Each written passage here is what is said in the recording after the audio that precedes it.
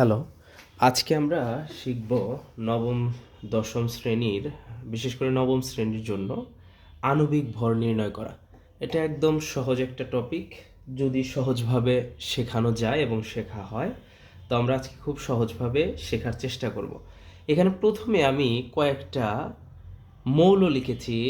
H হচ্ছে hydrogen, N A sodium, ও তে oxygen, N তে নাইট্রোজেন, এস তে সালফার, এম জি তে ম্যাগনেসিয়াম, সি এ তে ক্যালসিয়াম, কে তে পটাশিয়াম, এ এল তে অ্যালুমিনিয়াম, সি তে কার্বন। এগুলো আমি লিখেছি। এগুলোর দেখো এক একটার মান আছে, পারমাণবিক ভর, এটা আমরা লিখেছি। ঠিক আছে, আপাতত এগুলোর নাম যদি কেউ নাও জানো তাও হবে। তো এই যে মোটামুটি 9-10-এ যতগুলো আণবিক ভর আছে এর বাইরে সাধারণত হয় না। যতগুলো যৌগ হয় এর ভিতরে এগুলো নিয়েই হয় ঘুরে ফিরে।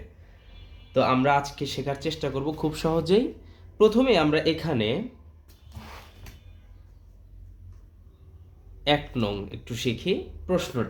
প্রশ্নটা কেমন হবে, ছোট্ট একটা দিয়ে শিখি। যে তোমাকে বলল যে Na2CO3 এর আণবিক ভর নির্ণয় করো।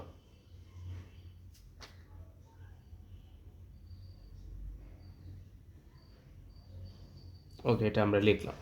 তাহলে এখন আমরা প্রথমে এটাকে একটু ভাঙাবো। কিভাবে দেখি, দেখো এন এর দিকে তাকাও। এন এর নিচে কত সংখ্যা আছে? 2। তাহলে আমরা এটা এরকম লিখতে পারি, 2 গুণন N A bracket close plus. এখানে দেখো তো কার্বন কত আছে, মানে এটা ডান পাশে কোনো সংখ্যা কি আছে? নাই, কোনো সংখ্যা নাই। সুতরাং আমরা এখানে লিখতে পারি নাই মানে 1 গুণন সি। এরপরে এখানে দেখো O3 মানে অক্সিজেন আছে 3টা, তাহলে আমরা এখানে এরকম লিখতে পারি না, 3 গুণন ও। এখন আমি দেখো তো মান বসাই, 2 যা আছে তাই থাকলো। Na এটার মান তুমি কত পেয়েছিলে? 23। তাহলে বসাও 23 প্লাস 1 ইন্টু সি। সি এর মান কত পেয়েছিলে? পারমাণবিক ভর 12, তাহলে এই যে 12 বসাও প্লাস 3 ইন্টু ও। ও এর মান কত? 16, এই যে এখানে পেয়েছিলে। তাহলে এখন মান বসাও, 23 আর 2 গুণ করলে 46 প্লাস 12 আর 1 গুণ করলে 12 প্লাস 3 ষোলং 48। তাহলে এটাকে যোগ করলে কত আসে?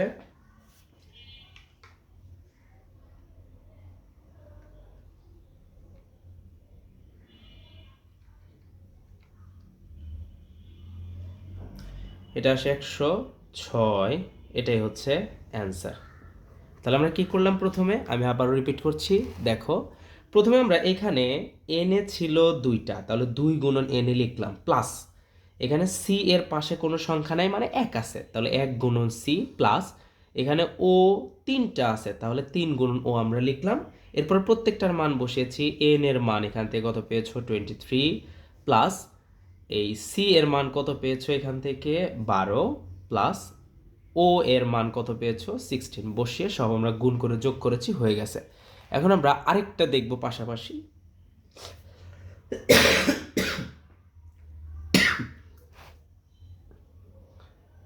H2SO4 এর আণবিক ভর নির্ণয় করো।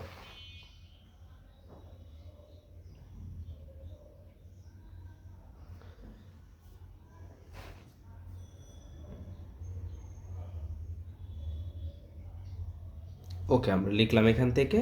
তাহলে একটু তাকাও এখানে কি কি আছে। এইচ কয়টা?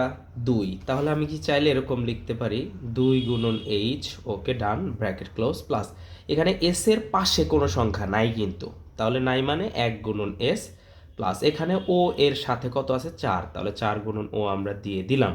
এখন আমরা মান বসাই, 2 গুণন এইচ এর মান কত ছিল আমাদের? 1, তাহলে 1 বসাও প্লাস 1 ইন্টু এস, এস এর মানটা কত ছিল? 32, বসাও প্লাস এখানে 4 গুণন ও, তাহলে ও এর মান ছিল 16, তাহলে বসাও 2 আর 1 গুণন করলে 2 প্লাস 32 আর 1 গুণন করলে 32 প্লাস 4 আর 16 গুণ করলে 64, তাহলে 64 আর 32 96, 96 আর 2 হচ্ছে 98, এটাই হচ্ছে অ্যান্সার। আশা করি বুঝতে পেরেছো, কোনো সমস্যা নাই। তাহলে আমাদের নিয়মটা কি, আমি আবারও বলছি নিয়মটা হলো, প্রথমে আমাদের যা দেওয়া থাকবে, এই যে এখানে যেমন ধরো সোডিয়াম কার্বনেট আছে যেটা, তাহলে এনে আছে 2টা, খেয়াল করো, তাহলে আমরা লিখেছি 2 গুণন এন প্লাস সি আছে একটা, মানে যে এটা কিন্তু ধরা যাবে না, এর সাথে ডান পাশে যেটা আছে ওইটা সংখ্যাটা কিছু নাই, মানে 1 আছে, 1 গুণন সি প্লাস এখানে ও এর সাথে কত আছে 3 আছে, তাহলে 3 গুণন ও আমরা লিখেছি। এরপর প্রত্যেকটার মান বসিয়েছি, ওই দেখো এন এর মানটা হচ্ছে 23 প্লাস সি এর মানটা 12 প্লাস ও এর মানটা 16। এই যে বসিয়ে আমরা গুণ করেছি, 2 আর 23 গুণ করলে 46 প্লাস 12 আর 1 গুণন করলে 12 প্লাস 3 16 48 দিয়েছি আমরা। এরপর যোগ করেছি 106 হয়ে গেছে। এরপর স্বাভাবিকভাবেই এই যে এটাও সেম হুবহু H2SO4 যেটা আছে, তাহলে এখানে হাইড্রোজেন আছে 2টা, তাহলে 2 গুণন হাইড্রোজেন প্লাস এস আছে একটা, তাহলে 1 ইন্টু এস প্লাস ও আছে 4টা, 4 ইন্টু ও লিখলাম। লেখার পরে যে মান বসাও, এইচ এর মান ছিল 1, তাহলে যে 2 ইন্টু 1 প্লাস এই এস এর মানটা ছিল 32, এই যে খুঁজে দেখো 32, তাহলে 32 বসিয়েছ প্লাস 4 ইন্টু ও, ও এর ভ্যালু কত পেয়েছে তুমি 16, তাহলে 16 বসে এখন গুণ করো, 2 আর 1 গুণন করলে 2 প্লাস 1 আর 32 গুণ করলে 32 প্লাস 4 আর 16 গুণ করলে 64 যোগ করলে 98।